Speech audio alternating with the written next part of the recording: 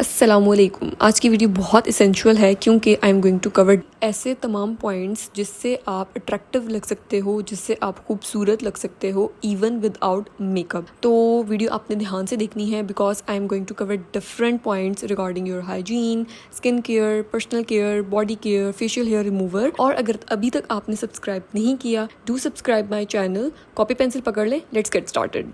सुबह उठते साथ ही फ़ोन नहीं यूज़ करने बैठ जाना आपने। इससे ये होता है स्ट्रेस हार्मोन रिलीज़ होता है और आपकी जो दिन की शुरुआत होती है ना वो बुरे मूड के साथ और स्ट्रेस के साथ होती है। तो फ़ोन को डच करवाएं और चिल करें। Then most important and most ignored thing is oral hygiene.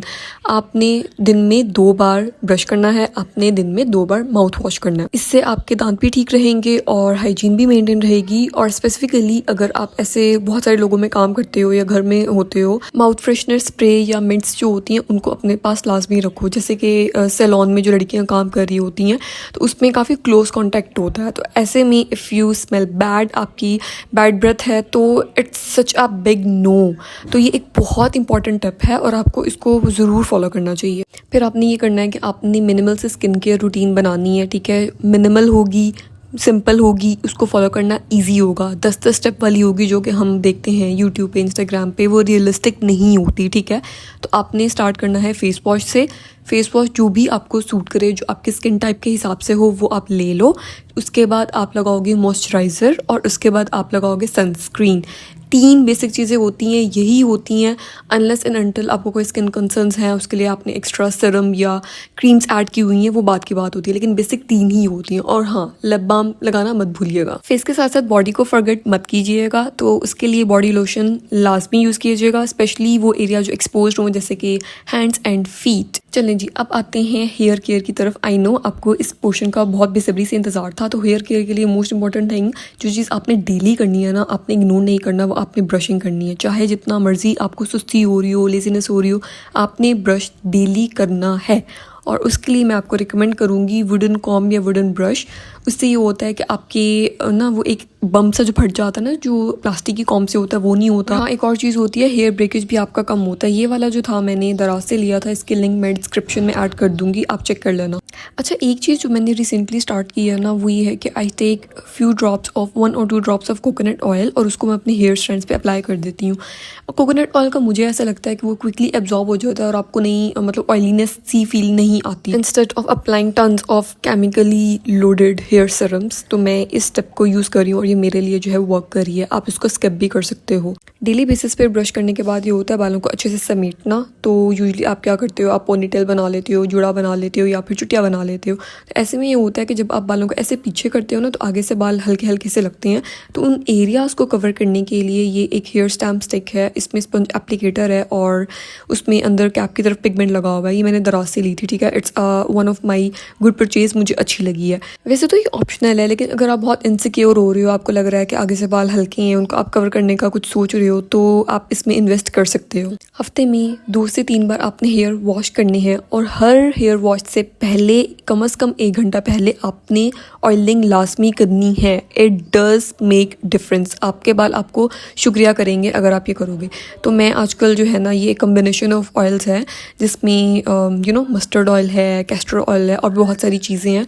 तो ये जो है, ये भी मैं कभी बताऊंगी कि इसका कैसा रहा एक्सपीरियंस। तो आपको जो भी आप ऑयल यूज़ करते हो, आप वो लगाओ, लाजमी लगाओ, ऑयलिंग करो, मसाज करो, वेट करो और हेयर वॉश करो। ये टिप आपने बहुत ध्यान से सुननी है, ख़ासतौर पे अगर आपको कॉम्ब करते वक्त मौत पड़ती है, क्योंकि बालों में इतनी अटके होती हैं, इतनी बाल टैंगल्ड हुए होते हैं कि उनको खोलते वक्त आपको बहुत मुश्किल आती है।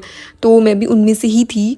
टिल आई फिगर्ड आउट कि मेरी रूटीन में क्या गलत जा रहा है, तो फिर मैंने उसको फाइनली इवेलुएट कर लिया। तो ये एक बहुत बड़ी मिस्टेक थी जो मैं कर रही थी और अब मैं नहीं करती हूँ and it does make a huge difference. After taking बात, अपने बालों को बहुत ज़ोर ज़ोर से, वो होता है ना कि हम टॉवल से बहुत ज़ोर ज़ोर से झटकते हैं, बहुत ज़ोर ज़ोर से रगड़ते हैं, वो नहीं करना। सिंपली टॉवल में अपने हेयर को रैप कर दें, कोई रगड़ना नहीं है, कोई झटकना नहीं है। That's it. Trust me, this trick has worked for me. आप भी यूज़ करो and I am sure it will definitely gonna work for you you as well. ये जो टिप है ना, आई एम श्योर जो लोग तो बाहर जा रहे होते हैं, जिन कॉलेज यूनिवर्सिटी वगैरह में जा रहे होते हैं, वो तो ये करते ही हैं, लेकिन जो स्टे एट होम है खासतौर पर उनके लिए मुझे पता है वो अपने आप को कितना इग्नोर करते हैं।